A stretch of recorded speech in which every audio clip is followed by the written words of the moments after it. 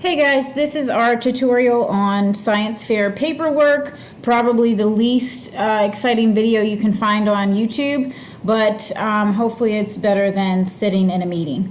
So if you are new to science fair, a new teacher, this is especially helpful. With this link, I also sent a link to the ISEF site. So when you click on that, here's the first website you see. International Science and Engineering Fair information. And on the left menu over here, you see an option for rules, forms, and resources. If you click that, it expands out so that you can just click the option for forms here on the left. And then if I scroll down here in the center of the screen, I'm going to click where it says Complete Intel ISEF 2019 Rules and Forms. That's going to open a new window, and all of the forms actually start on page 29. So I would recommend that you pause the video real quick and print pages 29 through 45. This will give you a hard copy of the forms you can take notes on as we go through. It's also probably pretty handy when you're talking to your students about science fair paperwork. It's kind of nice to have a hard copy in hand. So if we scroll down to page 29, having trouble finding my cursor here. Page 29 starts with an abstract, and we're actually going to talk about that a little later. I want to go through in kind of chronological order for the forms. So chronologically speaking, when you start science fair paperwork with your students, the first form that actually needs to be filled out is Student Checklist 1A. So the student will fill this out, and if you go back to the form section, all of these forms can actually be typed in, and they should be typed. They shouldn't be handwritten. So here where it says Fillable Intel ISEF 2019 Forms, I would send your students there to type the information in. We're just looking at this blank copy for purposes of training. So the Student 1A form allows the student to give you information on what they want to do for their project. So most of this is pretty straightforward. On this sheet, make sure that the student does not start experimenting until you have approved their project.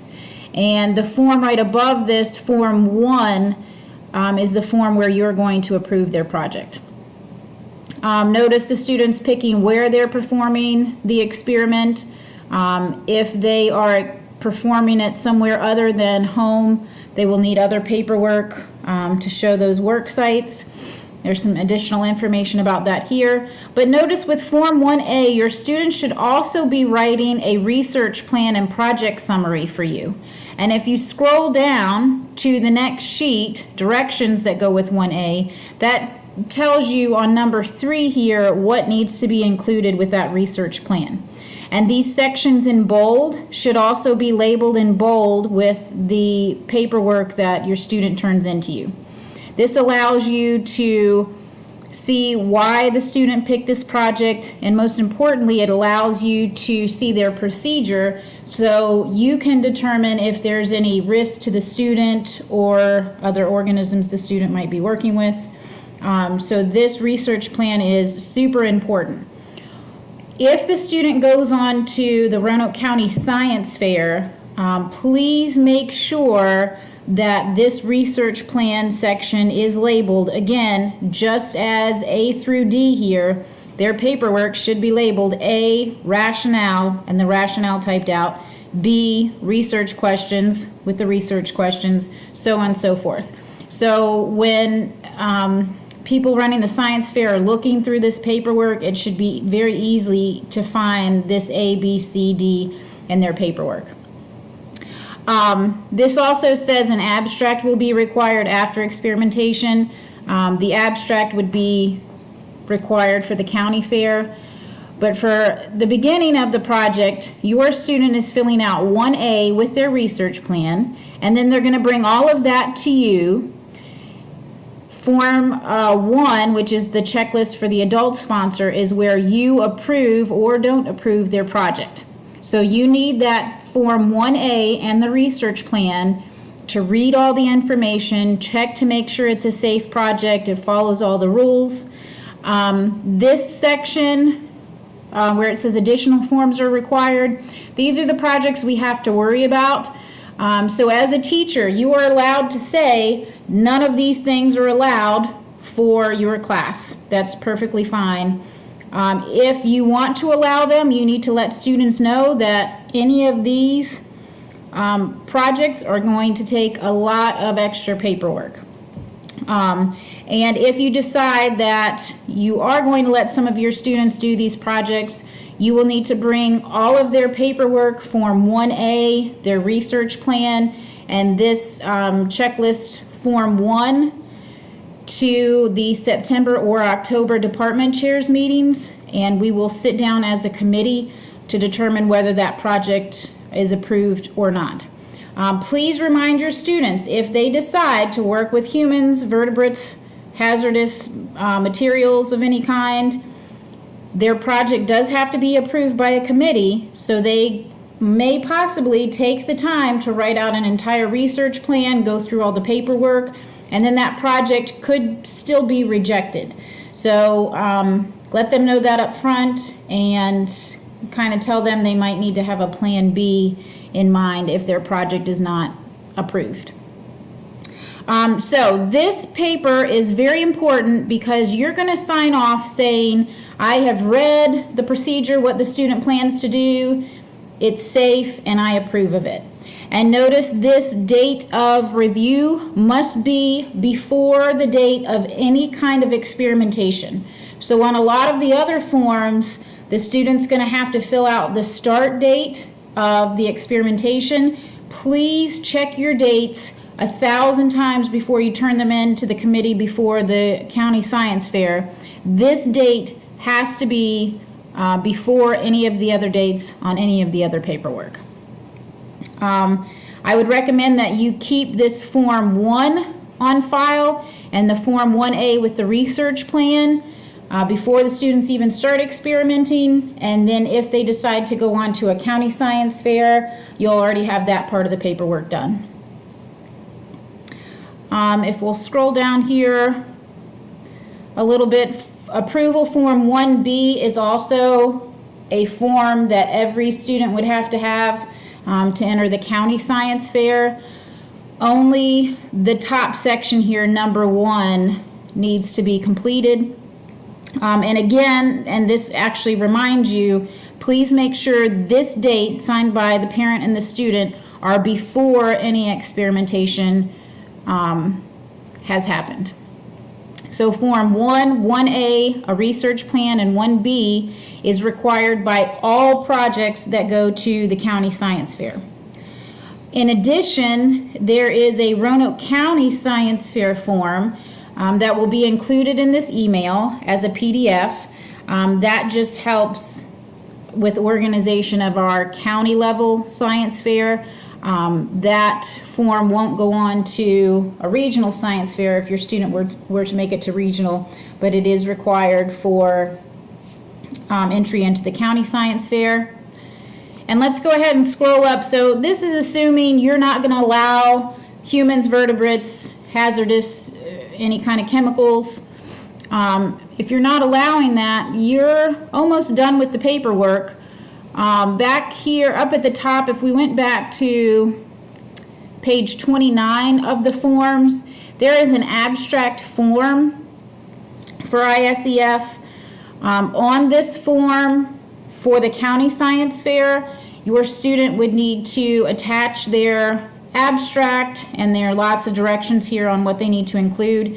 The abstract form should not show the student's name, student school, the adult sponsor. It should have no way to identify any groups the student might have worked for. So if your student goes to Virginia Tech to do research, the abstract form cannot include any of that information. Even though when you go to the fillable form, it's going to ask for the name. When we actually go to science fair, we can't have names on any of that paperwork The abstract actually goes in front of the student's project. This is read by the judges, so we can't have any names on that. And if your student does go on to the county science fair, when you turn in the paperwork, you should have 3 copies of this form that get turned in with all the paperwork. The second sheet here lists all the categories. This is a great sheet to show students, to give them ideas on what they could do projects about. Again, it is teacher discretion. If you are not comfortable grading projects outside of your content, you don't have to allow that. So if the student is taking biology, you can require that they do a project related to biology. Back over here to the forms. Mainly for the other forms, you guys are going to have to flip through with the student. Anything related to what the student is doing would need to be filled out. And remember, if any of these additional forms are required, you need to bring the paperwork to the Science Fair Committee. The September or October date, your department chair can let you know those dates, and that project would need to be approved by the committee before you give the student the go-ahead. If a student is working at Virginia Tech or Carilion, someplace like that, they would need the Form 1C. That this year has changed from 1 page to 2 pages. And for most of those projects as well, they're going to be working with a qualified scientist. So Form 2 would need to be filled out for that. Risk assessment should be filled out for anything you're the least bit concerned about. If the student is experimenting with a rocket at home, any kind of flames, any kind of chemicals, it's good to have this risk assessment Form 3 filled out and completed. Even those borderline projects, I would just have this filled out. Again, this needs to be reviewed before the student starts experimentation, so check those dates. The human participant form would need to be used for any kind of project involving humans, even if it's a very simple psychology project or someone's just answering a few questions. We still have to have the human participant form. Again, if the student wants to work with humans, some of these projects, really not that big of a deal. It'll just take a quick check from the committee to make sure no humans are going to be at risk. It is a lot of extra paperwork though. This would be the form the human participants would actually fill out and complete.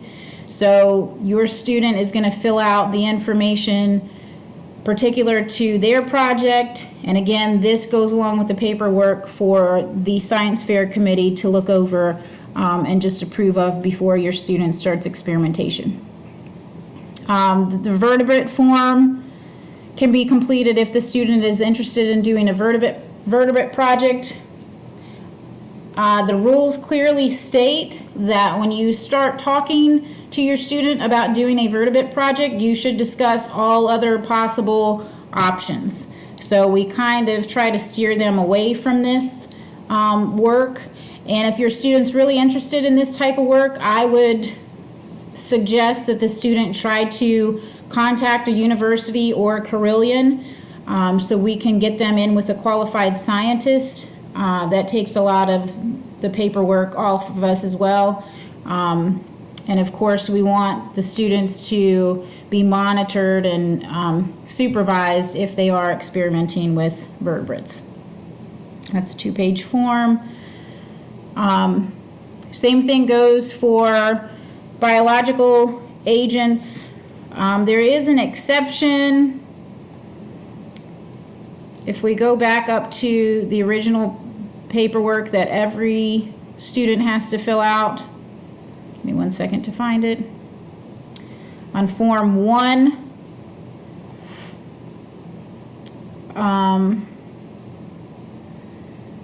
notice that there are some biological agents that are exempt from prior review but just need the risk assessment form. I'm not going to read all those to you, but if your student is interested in using biological agents, have them read these exemptions.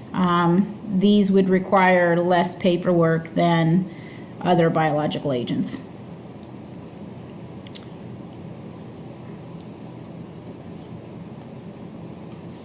Sorry, this is a lot of scrolling. Again, this potentially hazardous biological agents would need to be approved by our science fair committee. Same thing with human and vertebrate animal tissue. Again, something like this, the student really should be working at a research facility, Virginia Tech, Carilion, another university, so that they have a mentor and someone with them the whole time they're experimenting with these kind of things. If the student has already completed a science fair project and they are just continuing a project they've already done, they would need to go through Form 7. That one would not need to be reviewed by the committee unless it had to do with one of the other hazardous projects or humans or vertebrates.